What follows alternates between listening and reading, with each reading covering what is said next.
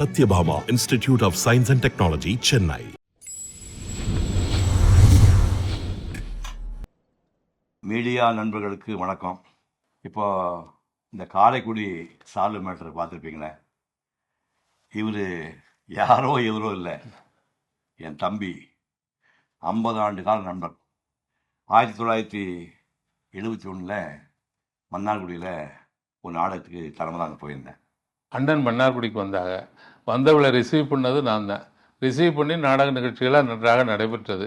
நடைபெற்றவுடன் அண்ணன் ஊருக்கு போக வேண்டும் என்று இருந்தார்கள். அண்ணன் வந்ததுலேருந்து சாப்பிடவே இல்லையே ஒன்று சொன்னதற்கு, என்னப்பா நான் என்ன சாப்பிட்றேன் என்றால் தூக்கம் இல்லை, அதனால் நீ எப்போதும் நான் சாப்பிட்ற அந்த வெங்காயமும் தயிர் சோறு கொடுத்தால் போதும். 1974 என் கல்யாணத்துக்கு வந்திருந்தார். கல்யாணத்துக்கு வந்தது மட்டும் இல்லை, வந்த எல்லாரையும் ரிசீவ் பண்ணதும் நானும் ஒருவன்.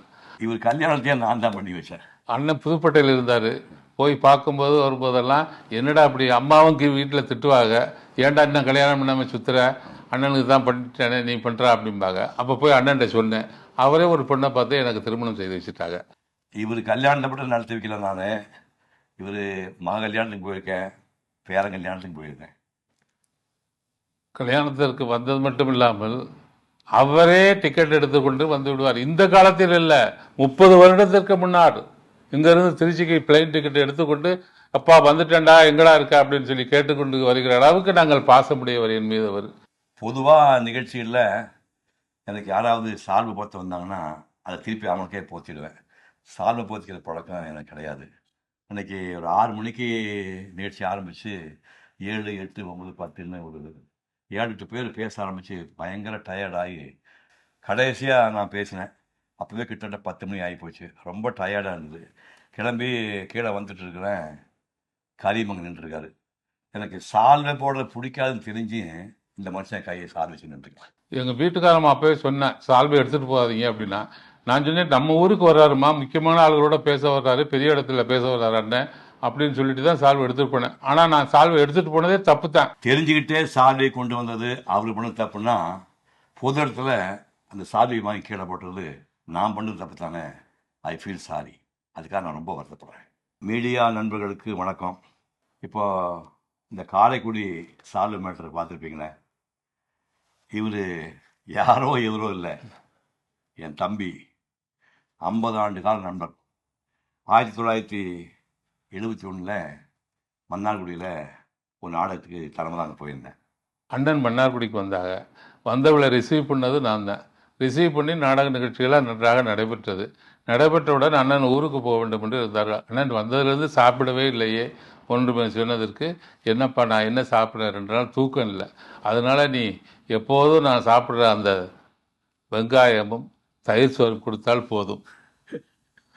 1974 என் கல்யாணத்துக்கு வந்திருந்தார்.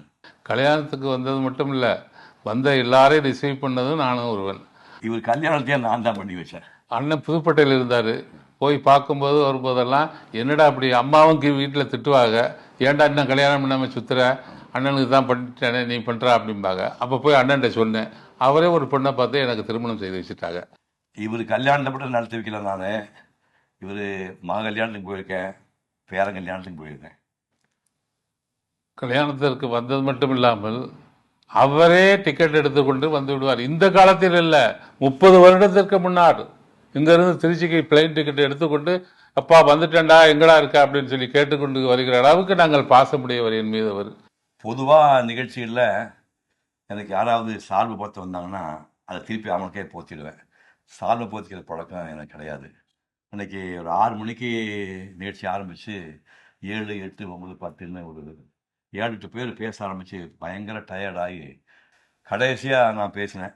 அப்போவே கிட்டத்தட்ட 10 மணி ஆகி போச்சு. ரொம்ப டயர்டாக இருந்தது. கிளம்பி கீழே வந்துட்டுருக்கிறேன். கரிமங்க நின்றுருக்காரு.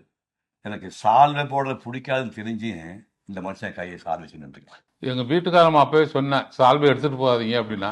நான் சொன்னேன், நம்ம ஊருக்கு வர்றாருமா, முக்கியமான ஆளுகளோட பேச வர்றாரு, பெரிய இடத்துல பேச வர்றாரு அண்ணன் அப்படின்னு சொல்லிட்டு தான் சால்வை எடுத்துகிட்டு போனேன். ஆனால் நான் சால்வை எடுத்துகிட்டு போனதே தப்பு தான். தெரிஞ்சுக்கிட்டே சால்வை கொண்டு வந்தது அவரு பண்ண தப்புன்னா, பொது இடத்துல அந்த சால்வை வாங்கி கீழே போட்டது நான் பண்ணது தப்பு தானே. I feel sorry.